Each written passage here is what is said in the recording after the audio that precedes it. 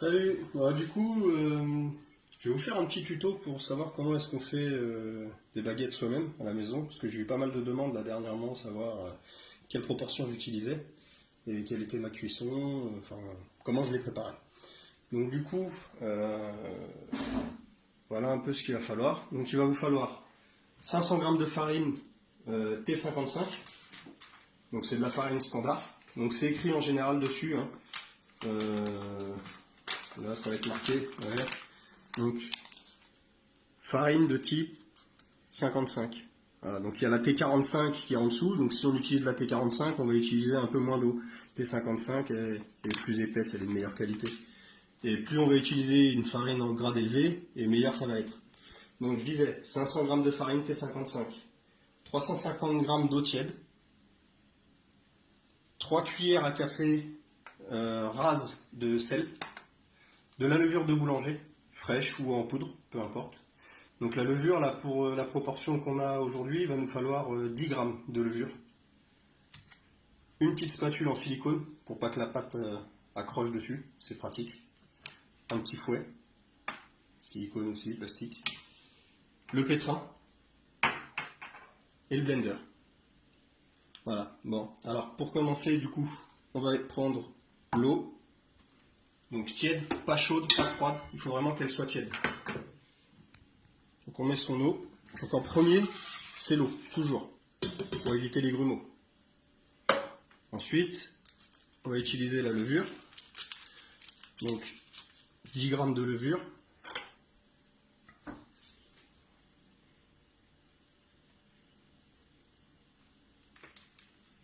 Hop, 10 grammes de levure. Donc on délaye la levure dans l'eau. Donc sa levure, on la remet au frais tout de suite.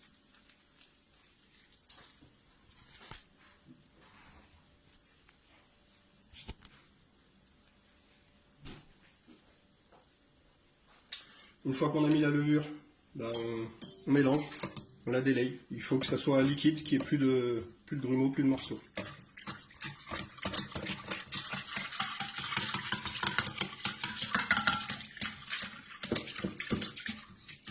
Donc on le sent hein, quand il reste des petits morceaux où ça colle dans le fond. Donc tu vas sur les blenders, l'avantage c'est comme ça c'est profond, on peut voir le fond de sa gamelle. Donc il faut bien que ça soit délayé. Alors si c'est de la levure en poudre, vous n'avez pas ce problème là, hein. Vous utilisez 2 sachets de 6 grammes, 12 grammes de levure, c'est bien, ça le fait. Donc là voilà, j'ai plus de levure dans le fond du bac du blender. Donc une fois que j'ai fait ça, je vais incorporer ma farine. Donc la farine, il faut la tamiser. Donc en chinois, les 500 grammes de farine.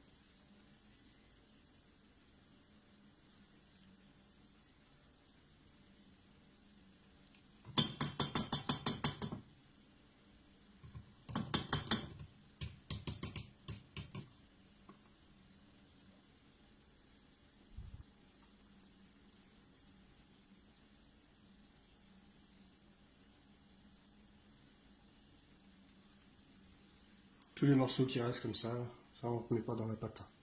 On jette. Hop, ça on n'en a plus besoin. Donc une fois qu'on a mis la farine tamisée, on prépare le blender.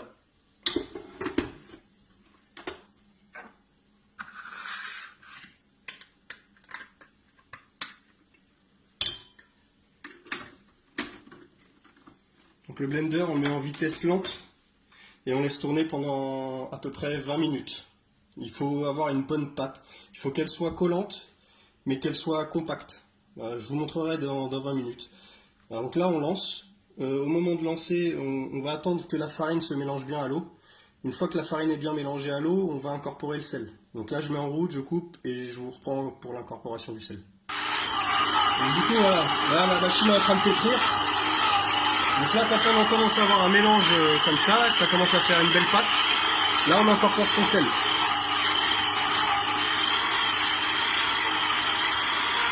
on y va gentiment.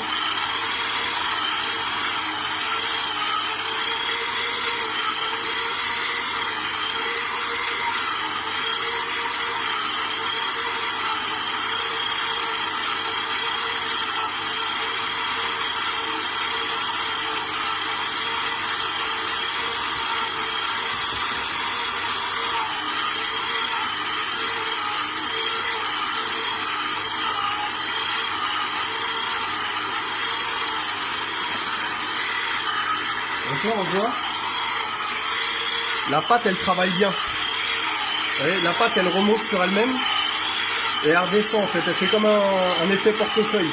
Et c'est ce qui fait qu'elle pétrit correctement. Donc là, il faut attendre à peu près, je vous dis, un quart d'heure là. À partir de ce moment-là, il faut avoir une bonne pâte collante, mais compacte, comme on a là.